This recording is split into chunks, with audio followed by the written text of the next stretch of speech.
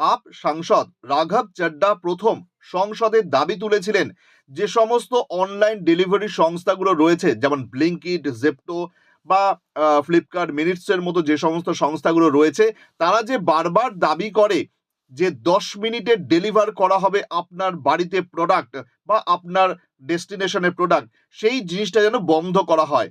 কারণ হিসেবে তিনি দেখিয়েছিলেন যে এর ফলে যে সমস্ত গিগ কর্মীরা চাকরি করেন বা কাজ করেন, তাদের নিরাপত্তার বিষয়টি মাথায় রেখে এই সিদ্ধান্ত নিক কেন্দ্র এবং সেই মর্মে একটি নির্দেশিকা জারি করুক। এরপরেই আমরা দেখেছিলাম যে সমস্ত যে সংস্থাগুলো রয়েছে তাদের সঙ্গে বৈঠকে বসেছিলেন কেন্দ্রীয় শ্রমমন্ত্রী মনসুখ মান্ডভিয়া, এবং সেখানে তিনি সকল এই ধরনের ডেলিভারি অ্যাপগুলোকে একটা মৌখিক নির্দেশ দেন যাতে এই ধরনের কোনো দাবি তারা বিজ্ঞাপনে না তোলে যে 10 মিনিটে ডেলিভার করা হবে, বরং কত হাজার সংখ্যক প্রোডাক্ট ডেলিভার করা হচ্ছে সেগুলো দেওয়া যেতে পারে, কিন্তু 10 মিনিটে একদমই নয়। তার ফলে কিন্তু দেখা গেছিল যে এর একটা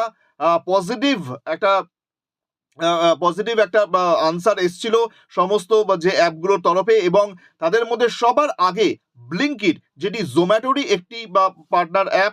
যারা আমরা জানি যে দীপিন্দর গোয়েল যিনি জোম্যাটোর কর্ণধার, তারই একটা অংশ হচ্ছে এই ব্লিঙ্কিট। সেই ব্লিঙ্কিট প্রথম জানিয়ে দিল যে এখন থেকে সংস্থার তরফে আর 10 মিনিটে ডেলিভারির ব্যাপারটি উল্লেখ করা হবে না।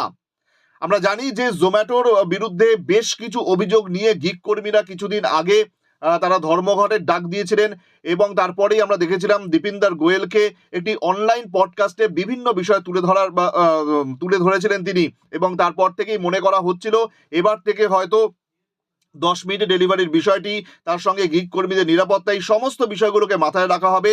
তারই অংশ হিসেবে প্রথম পদক্ষেপ নিল ব্লিঙ্কিট। অন্যান্য সংস্থাগুলো এখনো পর্যন্ত কিন্তু এরকম কোনো সিদ্ধান্তের পথে হাঁটেনি।